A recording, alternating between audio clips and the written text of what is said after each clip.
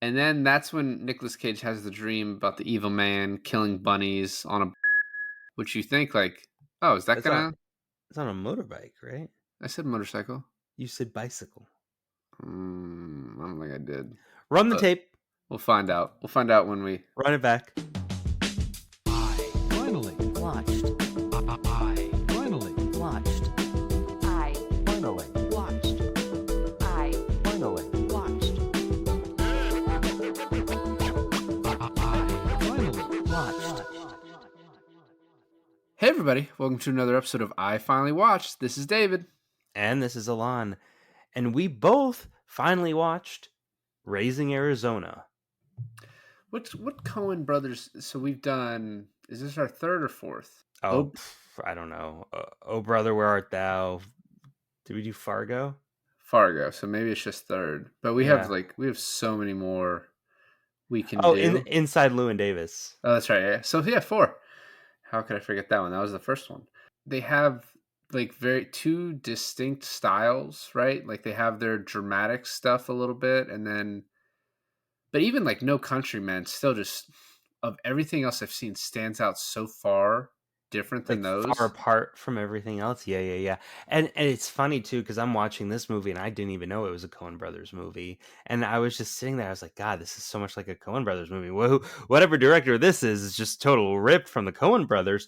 And then I was like, this is as if Wes Anderson tried to be a Coen Brothers. This is how I felt watching the movie. And then when I realized the brothers wrote it and only I believe Ethan directed it. No, so that's a weird thing where Okay.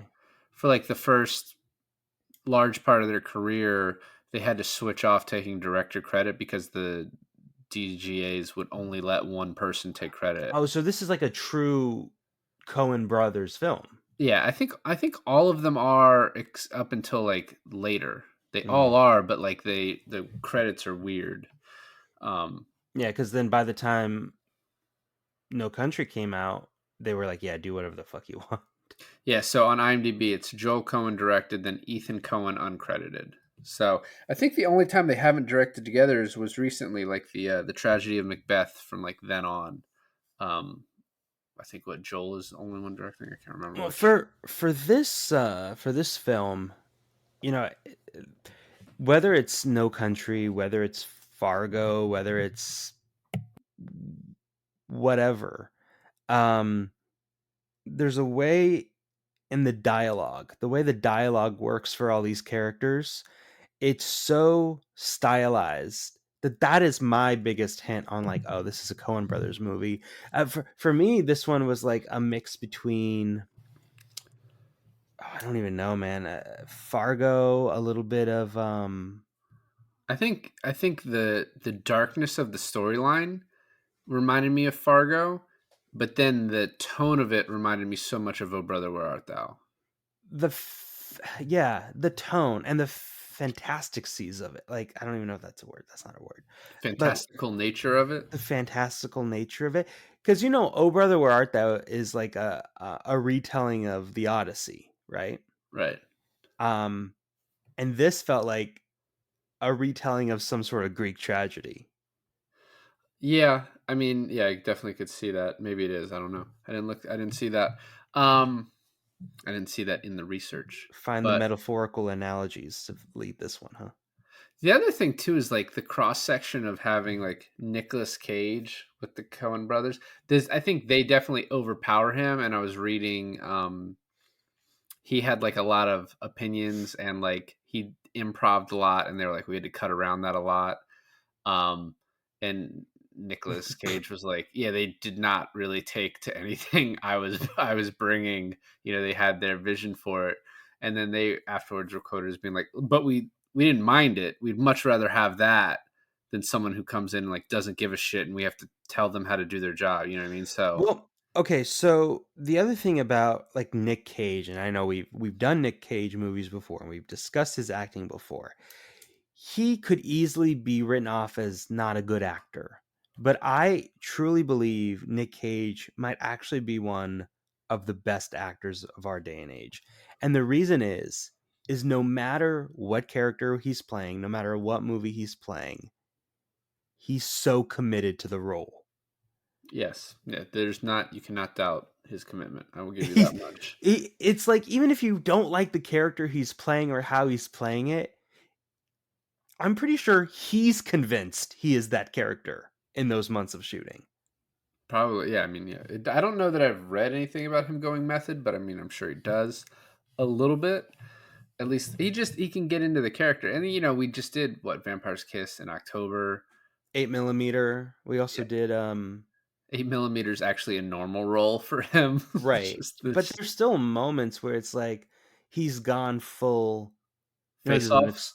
full face off. I was gonna say, oh yeah, face off. No, he's gone full Nick Cage.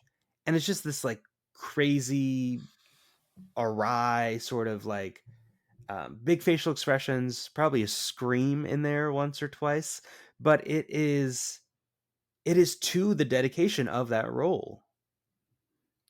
The other thing I brought up is when I saw like some posters of this going in, I was like, wow, Holly Hunter as a young person looks so much like Anna Paquin, which you did not agree with me on at I all. don't agree with you, but Well, that's her aunt. Holly Hunter is Anna Paquin's aunt, so go fuck yourself. that's nepotism at its finest right there. I made that up, but it was believable, right? No.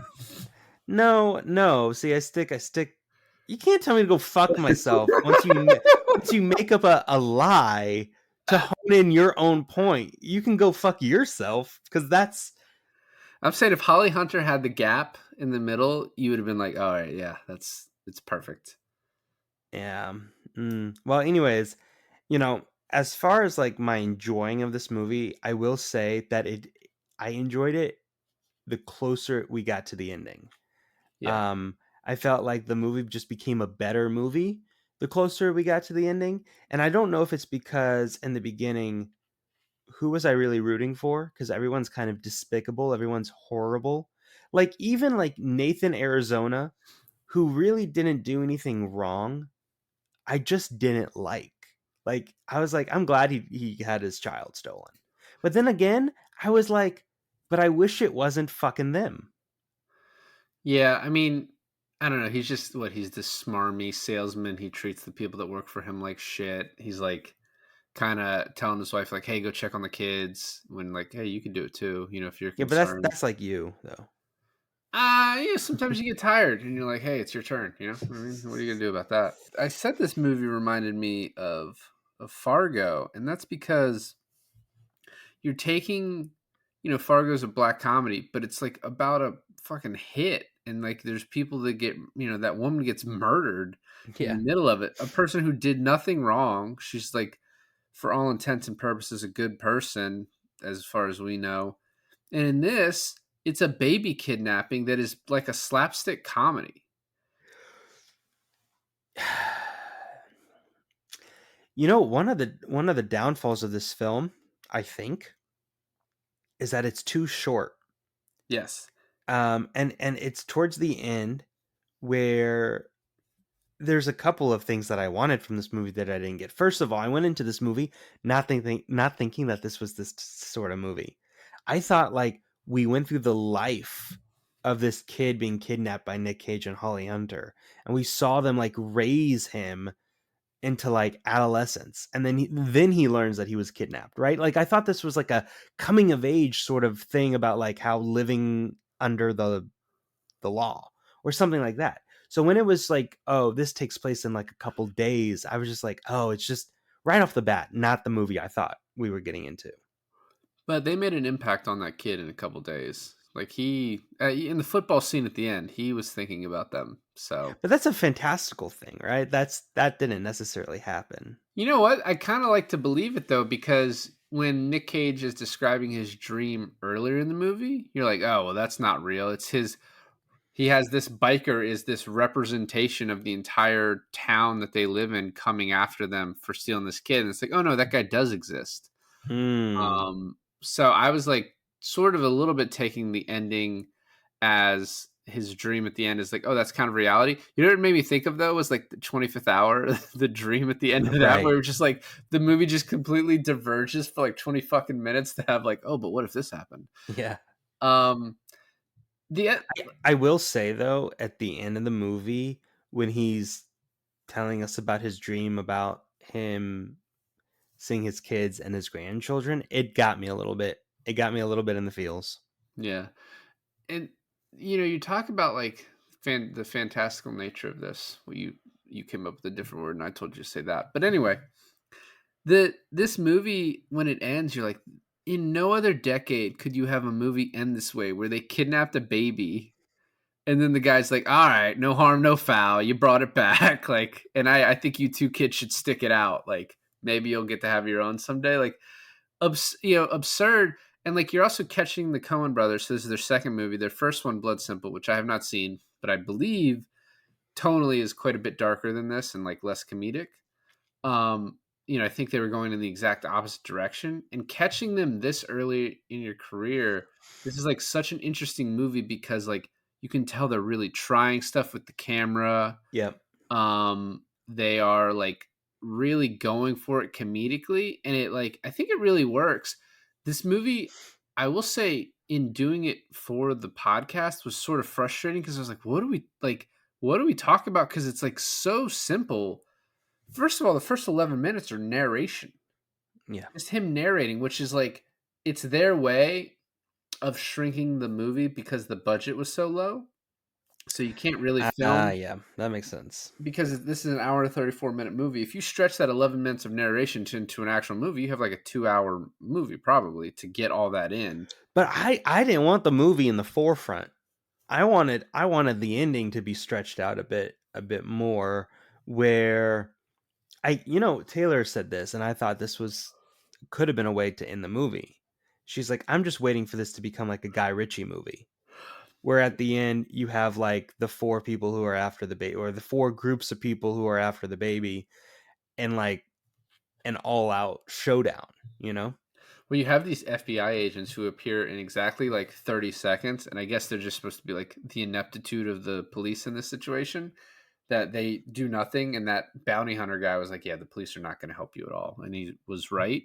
I also don't know what that guy was. That guy seems like a complete like fantastical creature. Well, no, exactly. And that's a huge part of it too. It's like this there's so many unanswered questions surrounding him. Like, I was like, why does he have the baby shoes on his belt loop, right?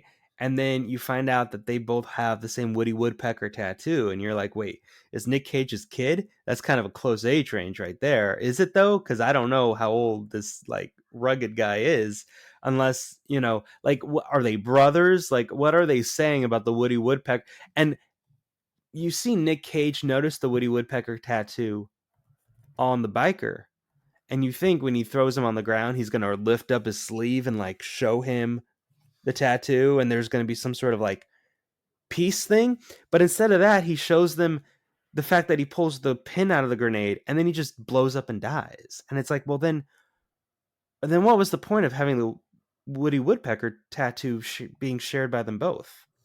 Yeah. Oh, it actually, in the way it happened, because when he blows him up, I was like, wait, I thought Nick Cage had that tattoo. Maybe I just remember it from the guy having that tattoo. So like, yeah, the fact that it didn't sort of pay out. He has the tattoo on his arm because when Holly Hunter takes the picture of him in the police station, she's like, hey, we got to take a picture of your tattoos. That's right. Yes, and it was yeah. It was on But his I arm. agree with you. I was like, I expected him to show it off.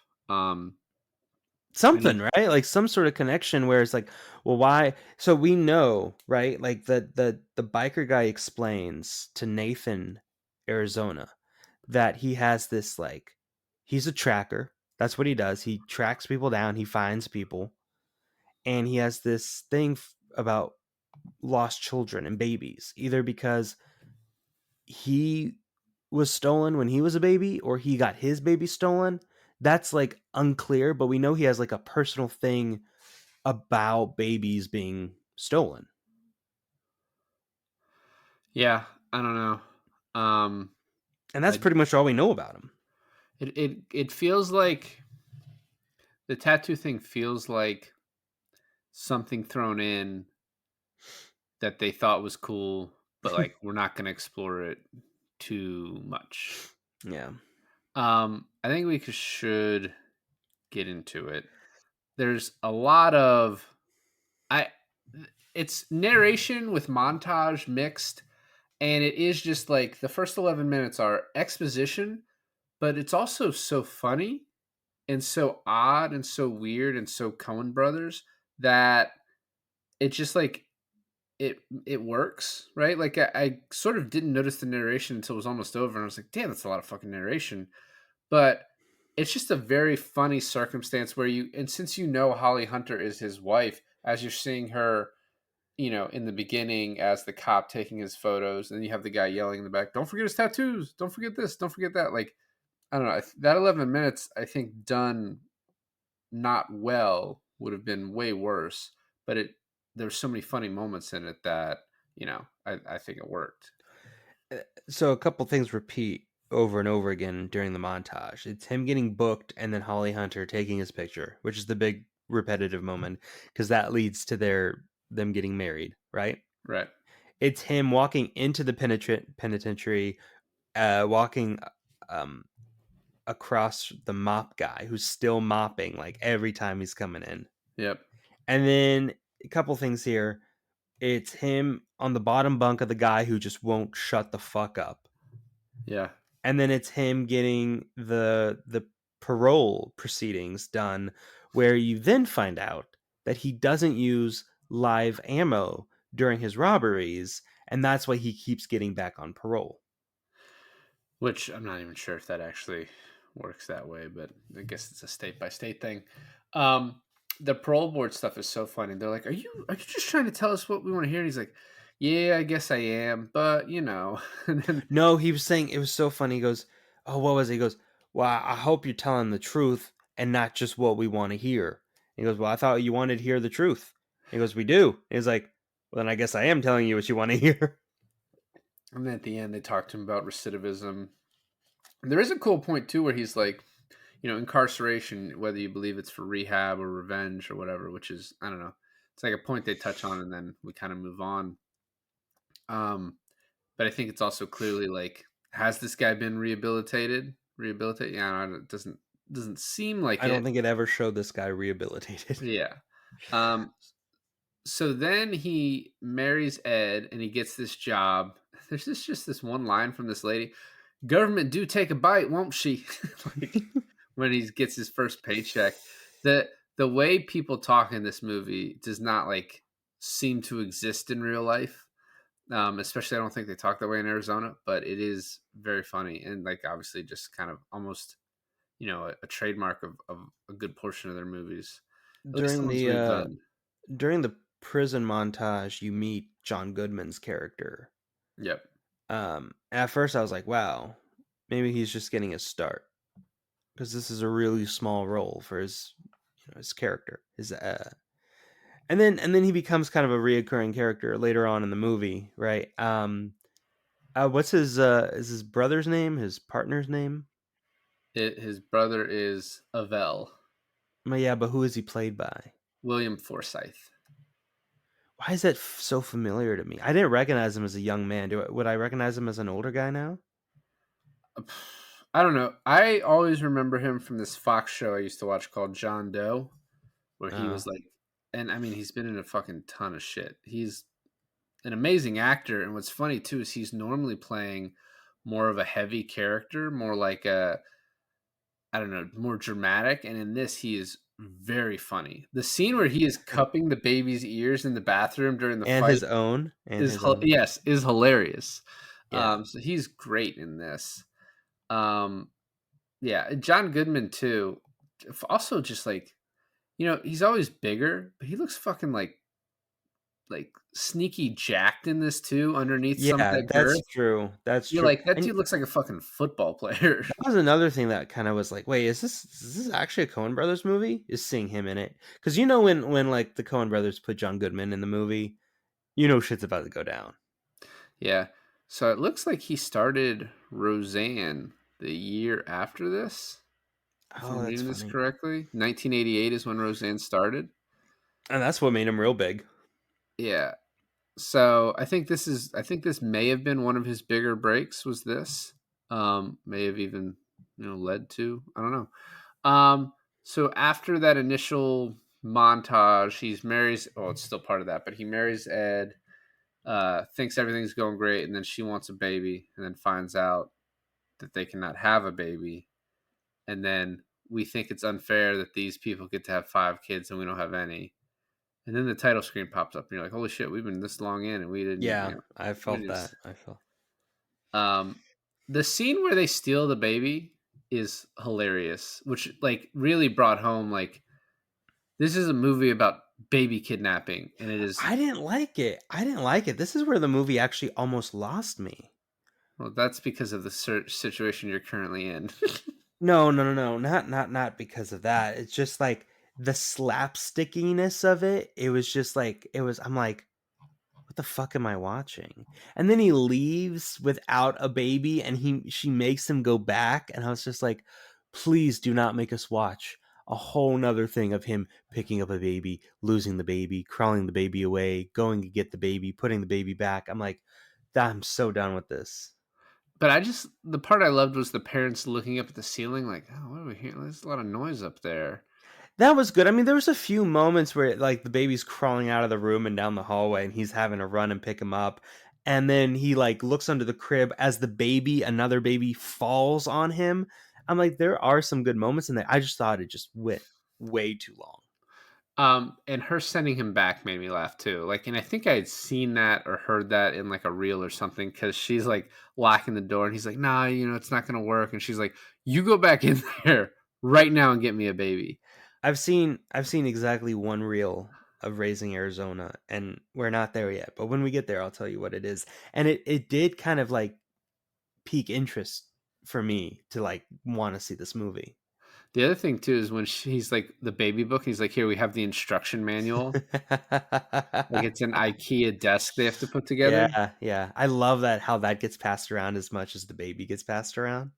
Yeah. And then as soon as they get the baby, she's like, "Are you sure we're doing the right thing?" And he's like, "Yeah, you said they had more than they could handle," which 5 is quite a bit, but I still think they'd probably miss that baby. And that's like if you have, I mean, even if you don't have kids, obviously you should understand that. But it's just the imagination of like, if one of my kids went missing, the other 2 don't make up for that. You know what I mean? So it's like Well, the I fact almost wondered because of the fantastical elements of this movie, I almost wondered if they were going to notice. right. Well, they had him named, so I love when he's interviewed later and like, which one was taken? He's like, I'm pretty sure it's Nathan Jr. Apparently, they had 15 babies to play these babies, Okay. and one of them got fired because he learned how to walk during the shoot. And the mom, according to a story, put the baby's shoes on the wrong foot to prevent the baby from being able to walk so it wouldn't get fired, but it got fired. Fucking fired a baby. That's actually really smart about the wrong shoe thing. She's like, yeah, you're like, we need this paycheck. Um, so they take the baby home. I love the first scene when he like goes in and he hides the Playboys real quick, but then takes him back out to get one last look at him and stick him back under. They're like sitting there and she's like, "You're gonna help me with this baby, right? Like, you're not just gonna expect me to do this." And it's like the reality of parenthood like hits them like, oh shit, this is not just gonna be some fun adventure. Like this is gonna be work. Yeah. And then Goodman escapes with his brother. Yeah. Yeah, I thought they were doing like a Shawshank thing where he crawls out of the mud, and then they're like, "Yeah, we hit the sewage line," and I was like, "Oh, they did do the Shawshank thing." Well, and that was a short story, so I'm wondering if they got it from the short story. Um, This whole movie is based on a short story. no, the Oh, Shawshank. Shawshank, yeah. Yeah, yeah. Um, they steal gas, and when I saw that, I was like, you can't even do that anymore. You can't steal gas anymore because like you have to prepay. Are they still gas? They stole the gas. Yeah, they just. No, they stole the car. I thought they stole the gas too. No, no, no. Remember, so they're in the prison. They're in the bathroom, right? Yeah. And they're putting like gobs of pomade in their hair, right? Hmm. He Yeah. looks out the window and he goes, "Oh, we got one." And he goes, "Which one?" He goes, "It's a station wagon." And then they steal it.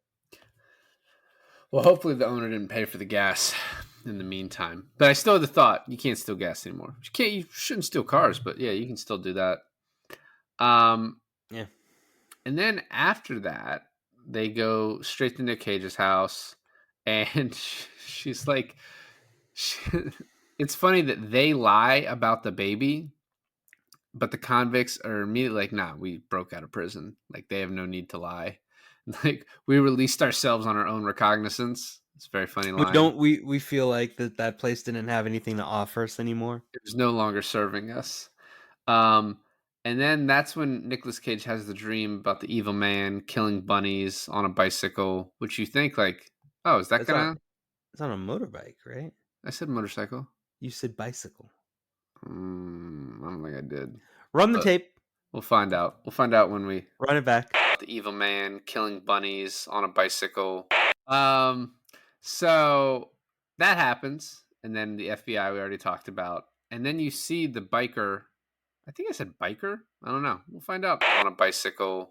And then after this, they're like, "Why are you not breastfeeding that baby?" You know, that's why we went to prison because we weren't breastfed. At least that's what the guy said. That guy in the beginning, like the therapist that talks to them in prison, very funny.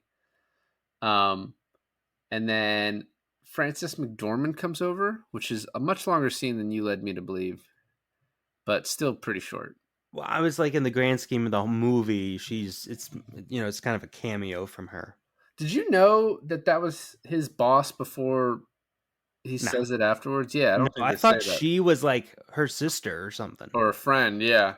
And he's like, "Hey, let's wife swap. I want to fuck your wife." And he beats the shit out of him, out of Glenn.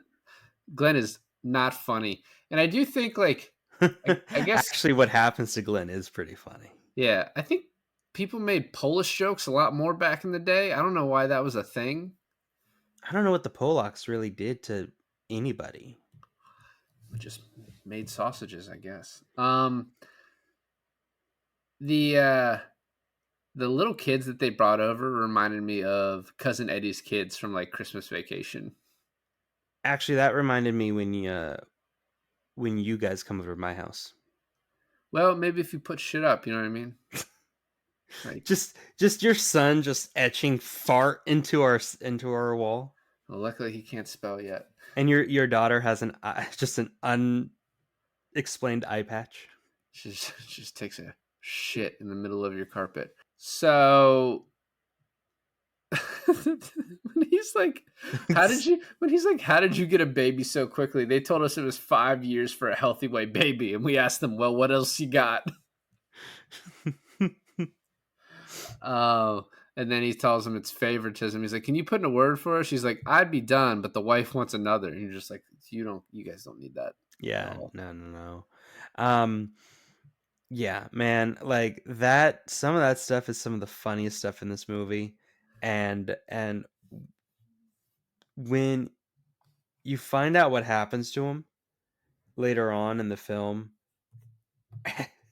the best joke in this fucking movie is when it's like, "Wow, I think he said one too many Polak jokes," and then it's a close up on the cop Kowalski or whatever. Kowalski. Yeah, I'm like, oh my god, this is great. So my favorite scene is when he robs the convenience store and the chase afterwards. Oh, that's your favorite scene. And Ed leaves him. The cops get out and chase him. He gets in the car with like this truck driver after, oh yeah, the backyard thing where the dog almost bites his face. That's good. Drops the diapers. They get shot out of his hand. And then the grocery store, which I don't know if you noticed, but every person in the grocery store was a woman with rollers in her hair, besides the cop and the guy shooting at him. I thought there was one person with the rollers in her hair. It was every person in the grocery store. Well, she might have just been shown a lot, and she's the only other person in there. This was a string shoot budget movie. The other guy just starts shooting at him. He's just so nonchalantly running String away shoe from. budget? It was like $5 million. It's shoestring budget. I don't care. Okay. That's another one. Let's write it down. You got this and the Helen Keller thing. Well, no, and the bicycle thing. Because I misspoke. You got it. So then Helen Keller thing.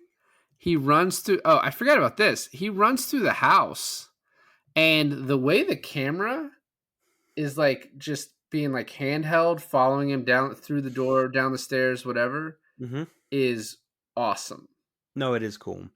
There's one other camera shot like this in the movie that I thought was pretty cool. Was with the POV of the biker going over the car, up the ladder, into the window, like that whole like following up the nothing is a obstacle. He just rolls right over it. I thought that was really cool. Well, yeah, and the other thing too is when they almost run over the baby No. when they're driving and the bad guys like Gale and Avell are driving and they almost Oh, hit and the they baby. almost hit the baby. Yeah. That was just shot in reverse to get that.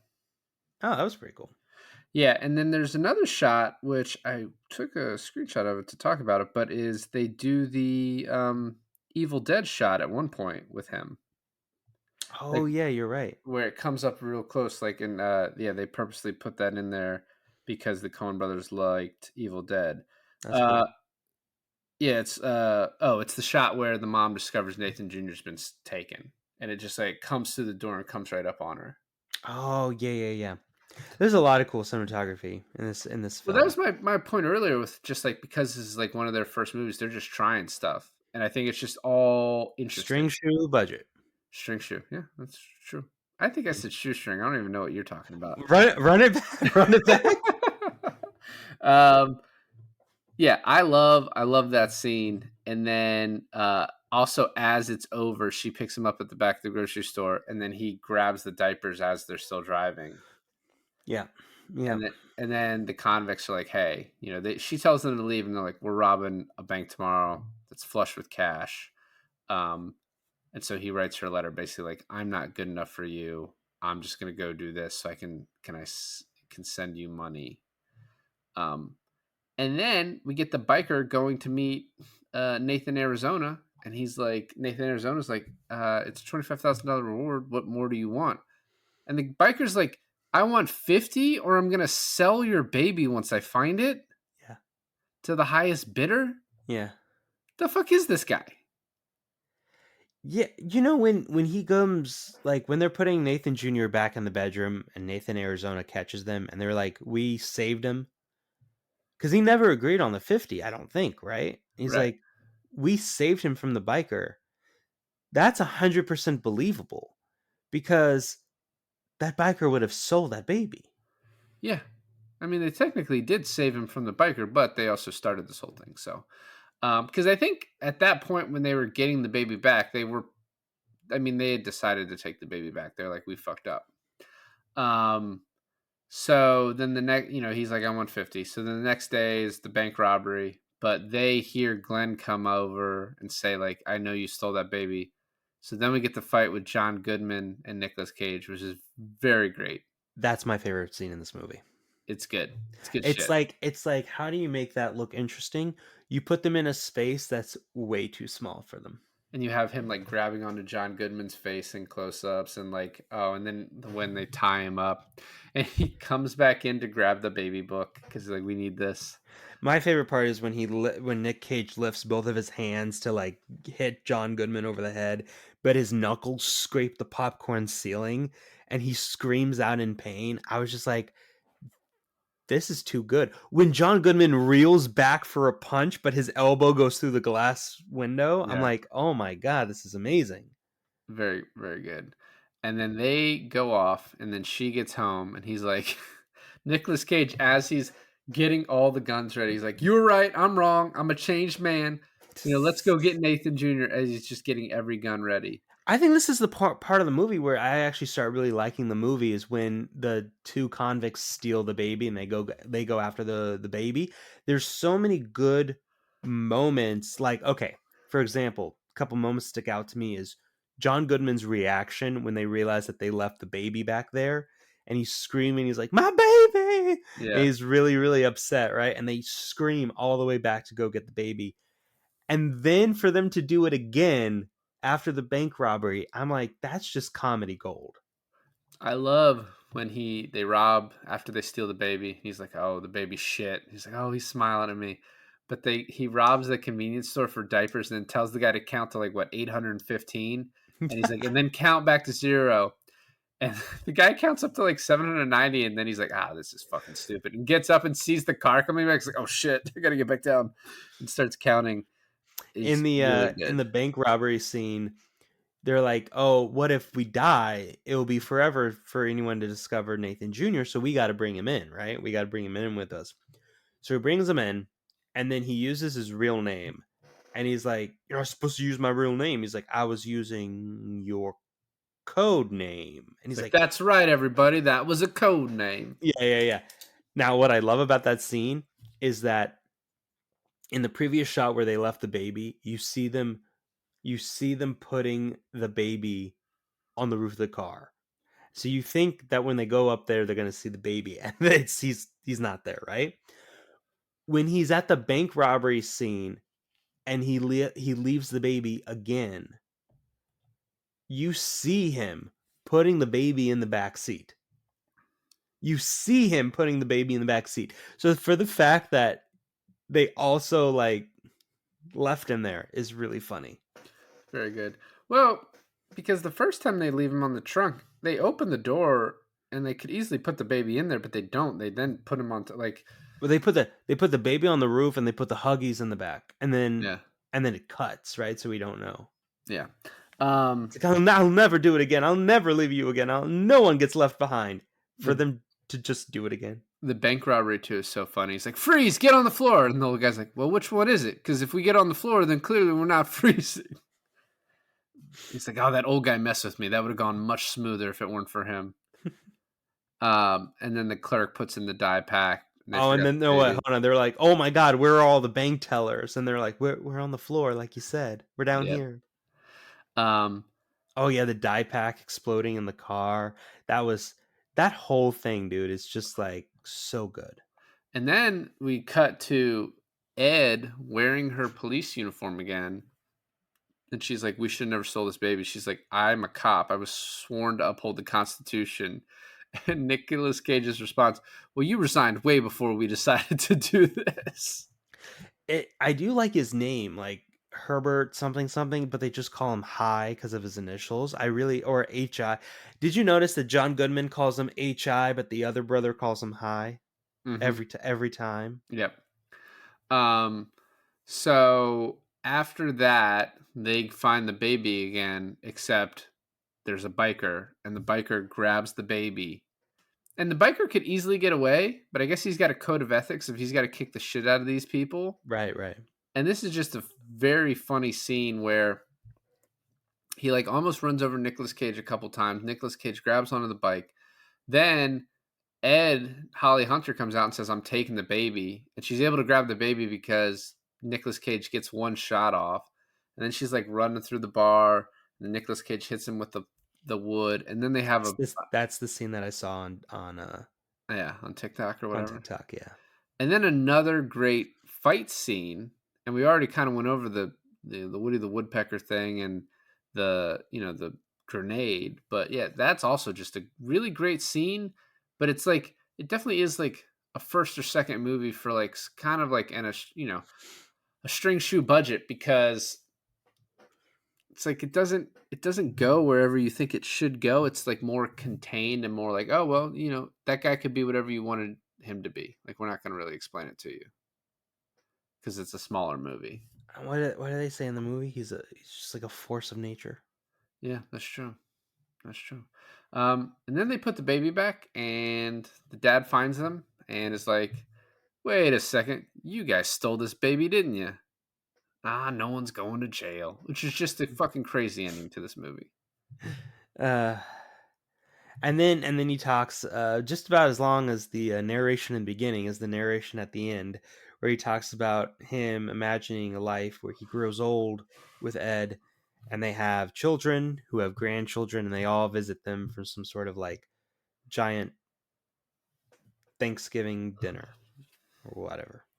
Did you notice the dad just nonchalantly, Nathan Arizona nonchalantly holding the gun in the crib, and then Yes, like pointing right at the baby. leaving the gun in the crib? He does not take it when he leaves the room.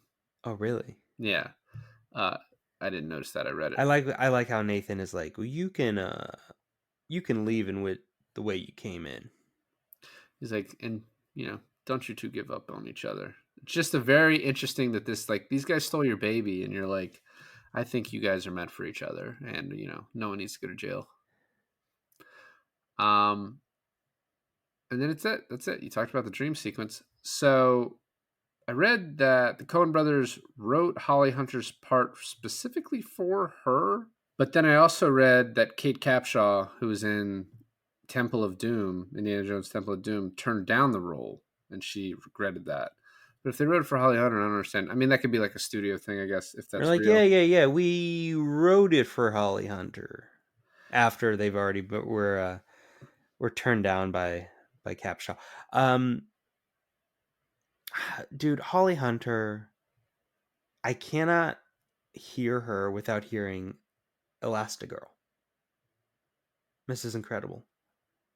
Yeah, I mean, but I also she just has such a distinct voice, and I saw Incredibles late, so I just know her as Holly Hunter. Um, I think of because she was also in Oh Brother Where Art Thou. She has like a perfect voice for that section of Coen Brothers movies. Uh, Kevin Costner apparently auditioned 3 times for the role of H.I. McDonough, which is insane. Like, I don't. Is Kevin Costner that type of funny? I He's I got a don't know. You cast Kevin Costner to be like one of those like down to earth guys. yeah, but like with a dry sense of humor, like very like deadpan, not whatever this was. And then Richard Jenkins auditioned for a role in this film, Miller's Crossing, and Fargo, and he did not get any of those roles. Who's Richard Jenkins again? Richard Jenkins, he's the dad in Step Brothers. Oh, okay. He's the older gentleman in that fish fucking movie that you like from Guillermo del Toro. I like it too, but I just couldn't think of its name right then. The Shape of Water. Yeah. And that is, I guess, pretty much it. Oh, well, so the last thing is that uh, Nicolas Cage works. The uniform logo shows Hudsucker Industries, which became the setting of the later Coen movie, The Hudsucker Proxy. So they actually wrote, I think, The Hudsucker Proxy before this, and that was like a $40 million movie, and they could not get the financing from this company for that. So they did Raising Arizona first, which is actually kind of funny because I think the same thing happened with Miller's Crossing and Barton Fink. I think when we talked about that, Miller's Crossing, by the way, another one we've done. So I think this is our 5th. Oh yeah, shit, you're right. I forget Miller's Crossing is theirs. Well, because it's such a, I mean, that is distinct tonally too. Like it's a little bit of a That's a little closer to No Country.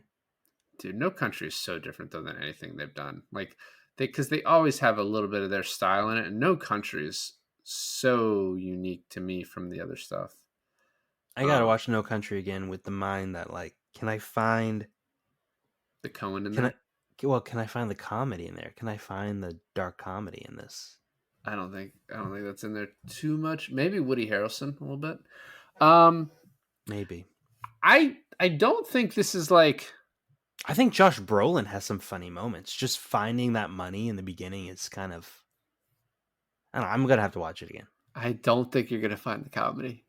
I'm gonna find it, and I'm gonna make a YouTube video essay about it. That'll be great. The title is gonna be like really trying to get people in. It's gonna be called like No Country for Old Men, a comedy, the funniest Coen Brothers movie? Question mark. Yeah, that's how to fucking rage clickbait people. So what I was about to say is like, I don't think this is in the top of my Coen Brothers movies that I like, but that once again is just because with a lot of these great directors, it's just I like their other stuff better. But this is like such a unique movie, even among their movies, just because I think it's like one of their most comedic, like really going for slapstick comedy. I would have killed to see this movie before knowing who the Coen Brothers were.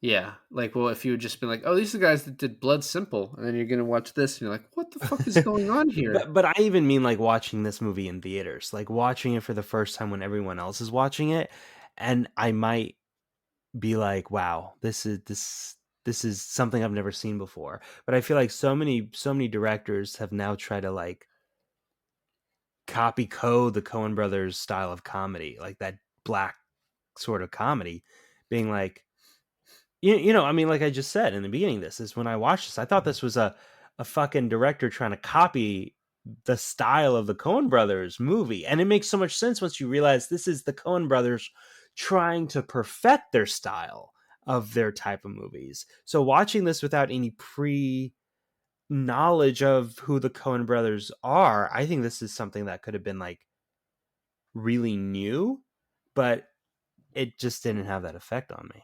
But I also think too, because I think this is a lot of. I saw that like what Edgar Wright said. This is one of his favorite movies, and then I think what Matthew McConaughey said it was like one of his most watched movies. I think watching this so late in your life after seeing so many more of their other movies that has an effect. Whereas if you Oh had yeah. seen this first before a lot of those, you'd be like, "Oh yeah, this is amazing," and you'd see the natural progression that they went through to get from this to Oh Brother Oh, to No 100%. Country. Well, especially like Fargo, where I think it just perfects the dark aspect with the comedy aspect of the plot of the screenplay. It's it's this is the first baby step. Right. Well, thanks for listening to another episode of I Finally Watched. This is David. And this is Alon, and we finally watched Raising Arizona.